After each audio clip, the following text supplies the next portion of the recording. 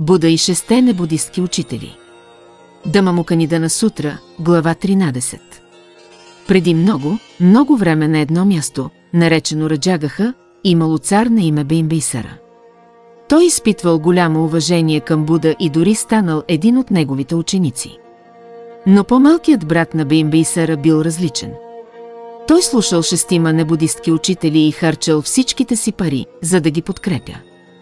Цар Бимбисара многократно настоявал брат му да слуша ученията на Буда, но брат му отказвал с думите: "Аз вече имам учители, не ми е нужно да слушам ученията на Буда."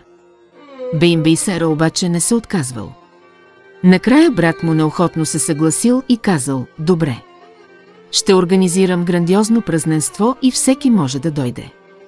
Ако Буда се появи, ще предложа храна и на него." В деня на празненството братът на Бимбисара поканил шестимата учители, които не били будисти, и им дал най-високо разположените места. Но когато Буда пристигнал, се случило нещо странно. Шестимата учители непрекъснато се опитвали да седнат на високите места, но всеки път някак си се оказвали на по-ниски места, което ги разгневило и направило безпомощни. След това, когато всички се готвели да се измият ръцете преди хранене, Буда учтиво поканил шестимата учители да се измият първи, но по една или друга причина водата не искала да тече. В крайна сметка Буда и учениците му измили ръцете си първи и едва след това шестимата учители успели да измият своите. Когато дошло време за ядене, Буда пуснал шестимата небудистки учители да ядат първи, но те дори не могли да достигнат храната. Едва след като Буда и учениците му се нахранили, учителите успели да започнат да се хранят.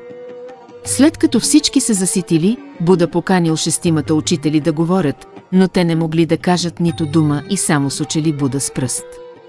Когато Буда заговорил, всички изпитали огромно чувство на радост и братът на Бимбисара най-накрая разбрал дълбоките учения на Буда. По-късно шестимата небудистки учители, все така недоволни, отишли да научат още странни магии и поискали отново да предизвикат Буда. Дори Мара, злото божество, дошъл да им помогне, като им дал помощни илюзии. Шестимата учители решили да предизвикат Буда още веднъж, като помолили цар Бимбисара да бъде съдия, за да се види кой е посилен. Цар Бимбисара се опитал да ги разубеди, като им казал: "Вие сте като светулки, които се опитват да засенчат слънцето. Никога няма да можете да се сравните с Буда." Но шестимата учители не пожелали да го чуят и продължили да настояват да премерят силите си с Буда. В деня на състезанието Буда засадил в земята едно малко клонче и то веднага се превърнало в гигантско дърво, украсено с накити и отрупано с златни плодове, излъчващо благоухане на аромат и пораждащо прекрасна музика, която изпълвала всички с щастие. Виждайки тази чудодейна трансформация, шестимата учители се оплашили и изпитали срам. В крайна сметка гордостта и арогантността им довели до провала им.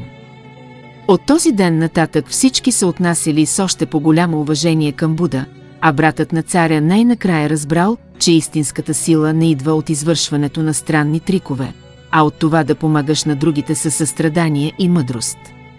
След това всички уважавали Буда още повече и се научили как да станат хора с големи сърца.